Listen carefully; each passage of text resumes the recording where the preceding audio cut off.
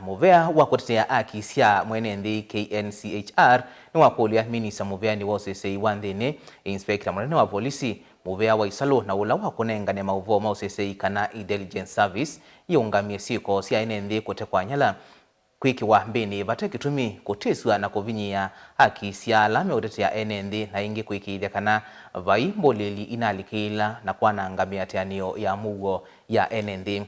Ingi muvea uyenda polisi masese enendi nthini wa maandamano ma sabasaba alama vangithitwe wachumwa tuendete wa matuku mwonza mwayu wa mwonza na ingi kwekana na mutuo wa kutumia isasi kwa enendi ila me miatianioni. Ben Musau na mauvombe yange. Muvea wa kutetea haki cia enendi ni wamenda inspector munene wa maafisa ma polisi Japheth Koome, muvea wa ukunikiliwa makwani ovamana muvea wa NIS kwikithia vaingwa kutekwa nyara kana kunyamaua kwa atetei ma haki cia enendi. We call on the Minister for Interior, that is Professor Kindiki, Inspector General of Police Japheth Koome, Director of Criminal Investigation Ms. Bwana Igonga, Director of National Intelligence Service Bwana Haji, to initiate the following immediate measures. 1.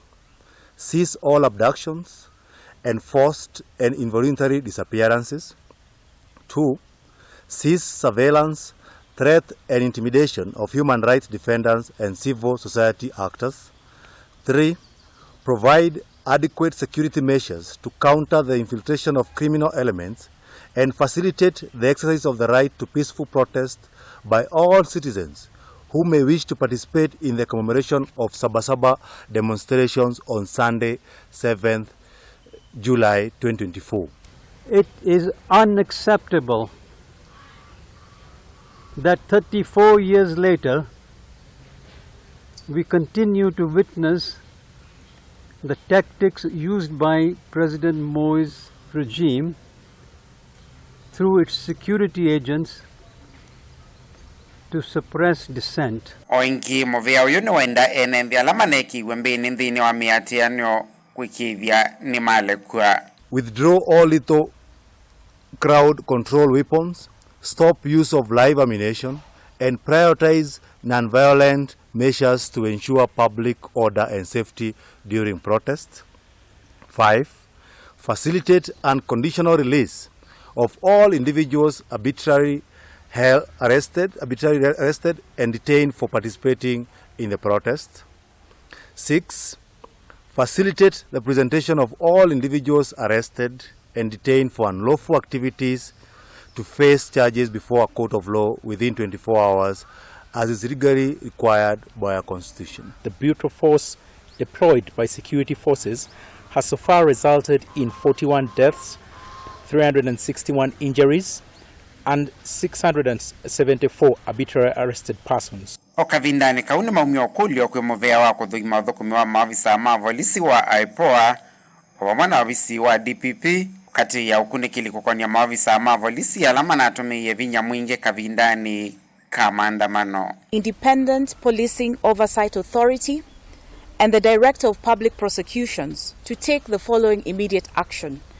First, to fast-track investigations and initiate prosecutions against individuals who are liable for the unlawful use of excessive force and lethal weapons that have led to deaths, injuries, abductions, and enforced disappearances, amongst other violations and crimes. We ask that the investigations and prosecutions should be broad enough to encompass liability against superior security officers who fail to respond or to prevent violations committed by their subordinates under their watch. The opportunity that the President is presenting of having a discussion talk with the Gen Zs,